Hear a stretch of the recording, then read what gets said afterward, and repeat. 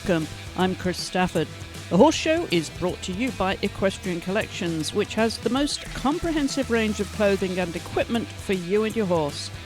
Check out their end of summer sale, which has some great discounts, and for horse-mad children heading back to school, there's some really cool horse-themed backpacks and lunch bags.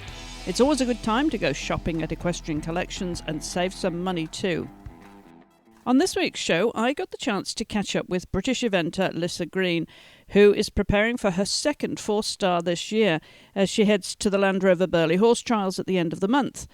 Lissa is, of course, the daughter of David and Lucinda Green, who have both competed at Burghley, but Lissa, who describes herself as born to ride and bred to event, has her own point to prove.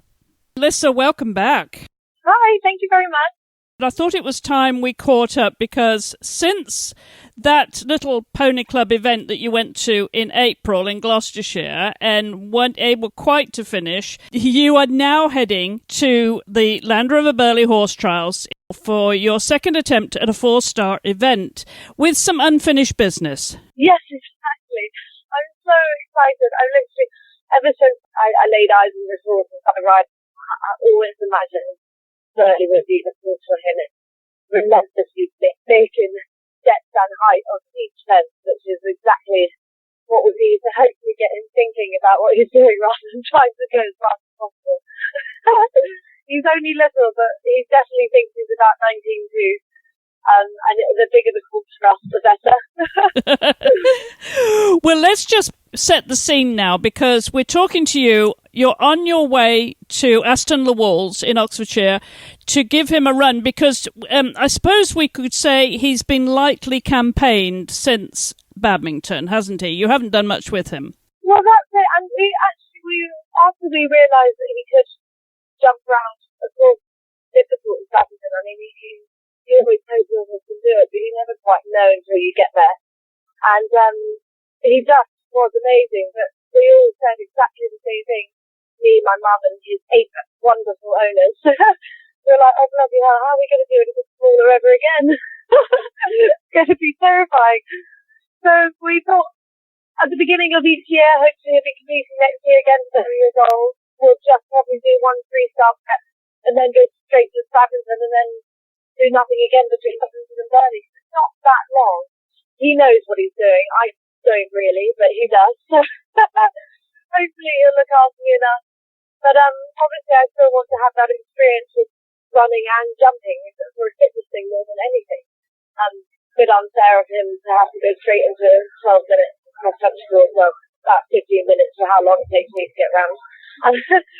So we're being very, very spoiled and allowed to just go up to Aston. We're going to, once everyone's gone home, they've had a competition there today, everyone's going home and we're going to be popping round their intermediate track, which I hope Ali will respect because he won't have the competition environment and he will listen to me, I think. We'll see. I'll let you know. Let's talk about his training, his fitness regime then, Lissa, because, as I said, you have not done much with him since Badminton. You felt you didn't need to, but let's talk about his regime, his program that he's been on and in order to get 4-star fit again this summer.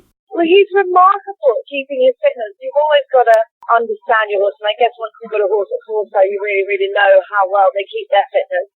So, to save his legs, and it's mainly because he is old now, so we've got to be really, really protective on them. We didn't start galloping him properly until 8 weeks before the cross-country day at Burghley. And we've gone every 4 days and slowly building up, starting with 3 lots of 2 minutes, and now he's on 3 lots of 7 minutes, and with a 2-minute gap in between each of them. And yeah, he feels amazing, but to strengthen and condition him as well, we've really thought to have a water treadmill that he goes on 2 to 3 times a week, does that for half an hour, has the water up to his knees, and that really, really helps his strengthening. I mean, it's just been a godsend. I absolutely love it. Except for he's got so much shorter legs than his high legs that the water comes up to his knees and they're barely anywhere near his hocks. We have to kind of play with the water, making it a little higher so his hocks work and then a little lower so they don't strain his front legs. And we're very, very technical regime with him. But they love it. He's become a sort of little celebrity at the race yard that's got it. They're like, oh my God, we saw that pony on TV. And he comes with this rug that's 6'9" rug because he's so long, but then it's so long in the back, but then the rug is too big on him down to his knees, so he looks like he's swimming in this little rug, and he just looks the most odd but divine little thing with his gorgeous ears. His ears are always pressed no matter what he is doing, and he's just amazing to work with. So that's our main fitness routine. There's a galloping slowly building up the interval training. We're not galloping fast, mind you. It is a good sort of between show jumping and cross country canter. Hence why we're doing it for so long, up and downhill and on grass. I don't personally, if I can get off a gel track, I will. They don't move so well, their joints don't move so well on the gel track, so with all my horses I try and school on grass and gallop on grass, and we're really lucky to have ancient old turf that is, I mean, hundreds of years old. It's bouncy still now in the summer, and just the same in the winter as well. It's unbelievable. Well, that's obviously a luxury to have that. What about road work, though, Lissa? Yeah, do a lot of road work. Before he started cantering, and before he did any sort of schooling or anything, he did 4 weeks of road work to bring him back in. In the winter, all mine do road work as well. They do 6 weeks of road work in sort of end of November, December, beginning of January time. That's hugely important, and that builds up to 8 miles a day at the end. And you mentioned, of course, his age. He is now, 15 and going on 16? Yeah, going on 3 sometimes. When they get older, it's harder for them to get fitter.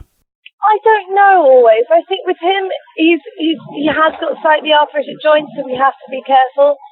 But, I mean, I would have almost said it was, I was working on it more, but I would, before Badminton, I would say that I was more worried that, you know, he was older.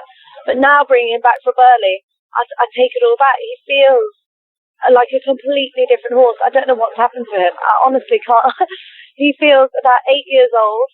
My trainer had a jump lesson with Richard Wagon earlier this week, and then a dressage lesson yesterday, and he was just like, I've never seen him like this. I've never seen him jump so well. I've never seen him go so well on the flats. Like, I don't know what's happened. I don't know. So, yeah, I think I would have said the older the horse is, the more you've got to really tend to their fitness workouts and make sure you're on top of all their ailments, and you're not pushing the boundaries at all. Like, we scan him regularly, and all of our 3-star horses we scan regularly, just so we can document any changes, which luckily there haven't been on my top horses. But I think knowing your enemy is better than waiting for something to go wrong. But Ali now, wow, amazing. He's not going to go and win Burley, so don't worry about that. But he feels, I'm thrilled we get another chance at 4-star with him. Well, let's take a look at Burley. It has got a tremendous reputation. Burley, regardless of my parents competing, it's just a wonderful event to go to. It's always been on the calendar and always been something to do if I wasn't at school, of course. It's so daunting. It's got that reputation that it's never gone. It's just the biggest cross country there is in the world. And I mean, Eric Winter, thank him. He was just, I'm so impressed with what he did to badminton, because sadly I think badminton had really sort of lost its spark. It just wasn't a true 4-star, really. It wasn't difficult enough over the last 10 years. In the last few years it got a bit better, but then this year, wow, it was certainly deserved its place as a 4-star of the year. Brilliant. Well, let's turn to Burley again, because that track is very different. It's very undulating, Lissa, very different to badminton. Very, very different. I don't know how I'm going to be able to control him. What excites you most about riding that track? Oh, everything. The chat hatchery in particular. I think I've always wanted to jump that. That just looks so cool. Go through all those water sensors, backwards and forwards. And how's his dressage coming along? You mentioned earlier that you had a session with Richard Waygood and you were very impressed with him, but in terms of his dressage now compared to what it was before badminton? Well, at badminton, I hadn't really done that much. I came into badminton really, really unprepared. I almost probably shouldn't have gone, because all my horses were quite ill at the beginning of the year. The training was the fitness never died down, but the I barely had any sort of training time. It was almost going in quite blind, I felt.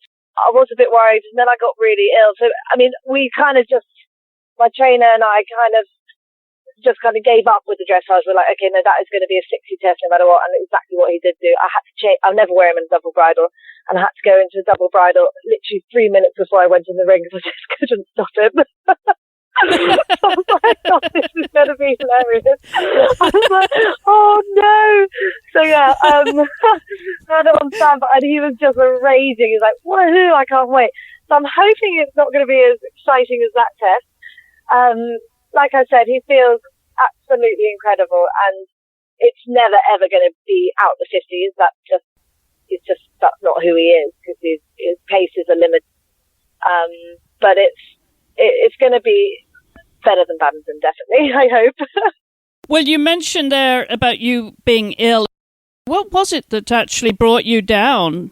Well, I can't actually remember the name. I ended up going to the doctor about 3 weeks later because I didn't get any better. And I think I got so bad because I shouldn't have been doing anything that ill, and then using all my reserve around that cross country. It's just, I mean, I was dizzy every time I moved. My ears were blocked. I only walked the course at badminton once because every time I spent 3, I had to go home. My energy went. It was ridiculous. Like, you come first 4-star and you've only walked the course once. It's just mad. That's a lesson right there, Lissa. How not to do a 4-star. How not to do a 4-star. Train your horses before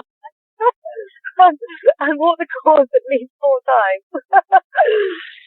I did cycle it on Saturday morning. I had an electric bike there that Mum, bless her, hired because she wanted to save my energy as much as possible. So I did cycle around it just to know where I was going on Saturday morning. Then I got back into bed and slept for a couple of hours and then got on my horse. So I did get 2 looks at it, but I do remember particularly there was one line at the corners just in front of the house. I jumped part A and I turned and I was like, my line's not there, and I had to make the quickest decision to go long.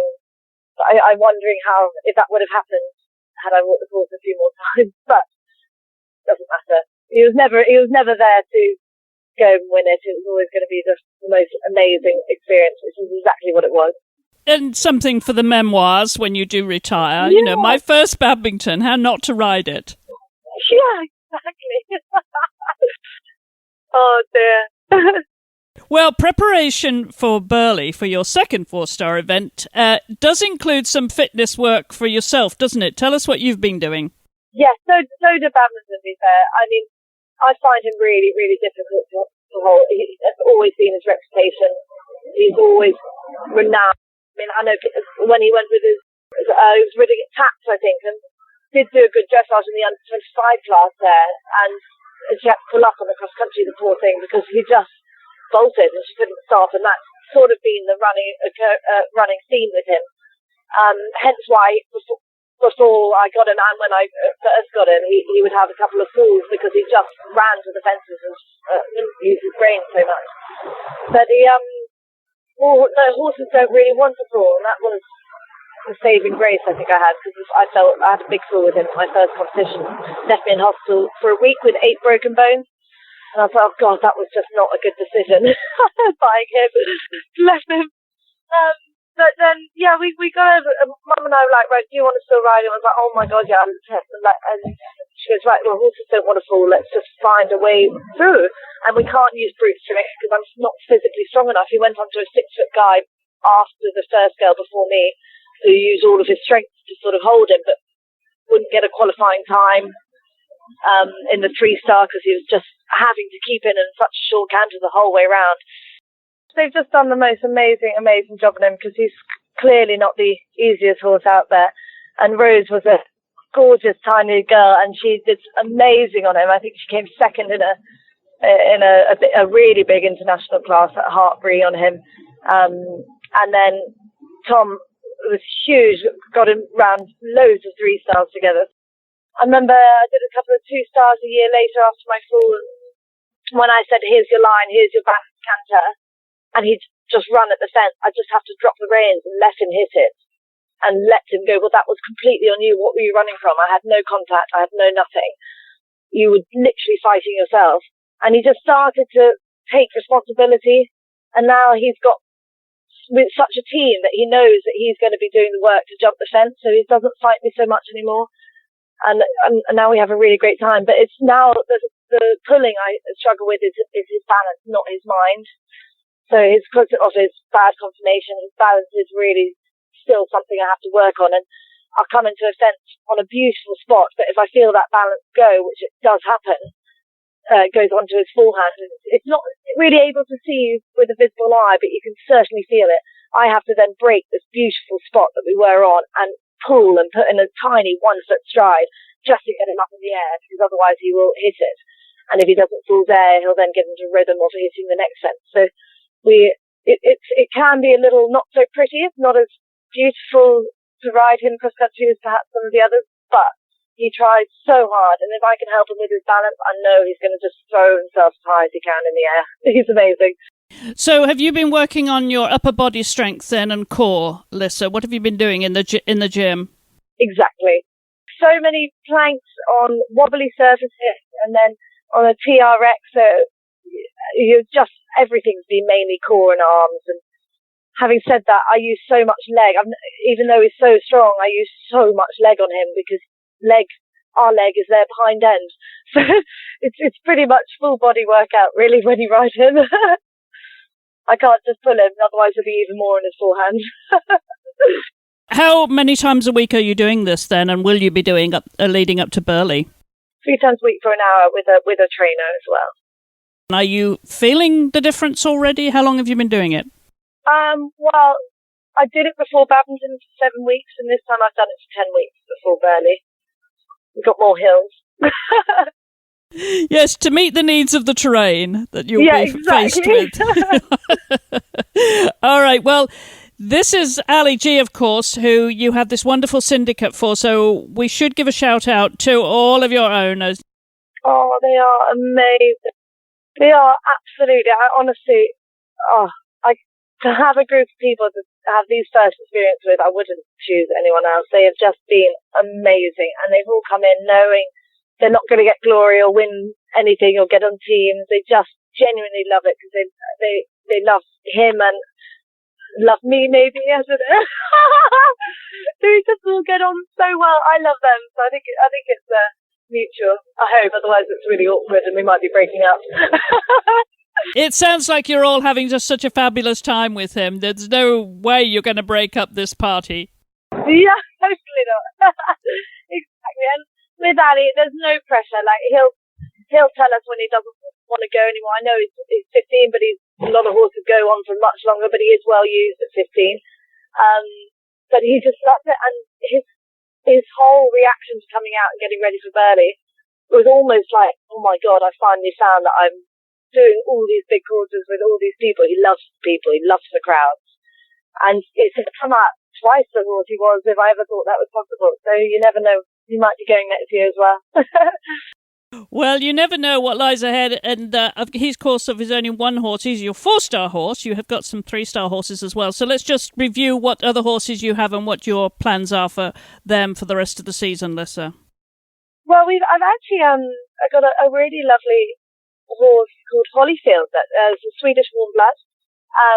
He is awesome. He came actually because he was quite a stopper, and we've managed to get a good partnership after some very difficult times at the beginning. I actually questioned again. Mum was like, I think we should sell him. I think he's a boy's horse. He's too far gone.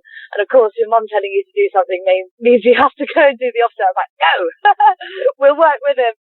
And he's actually been amazing. He's turned into the coolest animal. And I'm actually hoping he's just qualified for Pose, has come fourth in the CCI 3-star. Which was absolutely amazing. It was the last thing I expected when I went to that event, to get such a good place. It was very rare.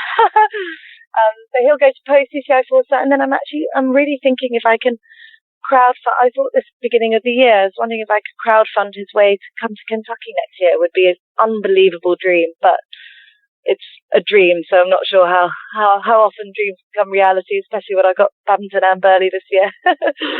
Right, and Poe, so you'll be clocking up 3 entries now in a 4-star already. But, that's where dreams go. So I think you're in the right direction. I know. I just don't think there's a lot more worthy causes, let's put it this way. But we'll never know. Maybe I'll get brave enough to set up a page. We'll see. Okay, well, you heard it here. Lissa is crowdfunding to get to Kentucky.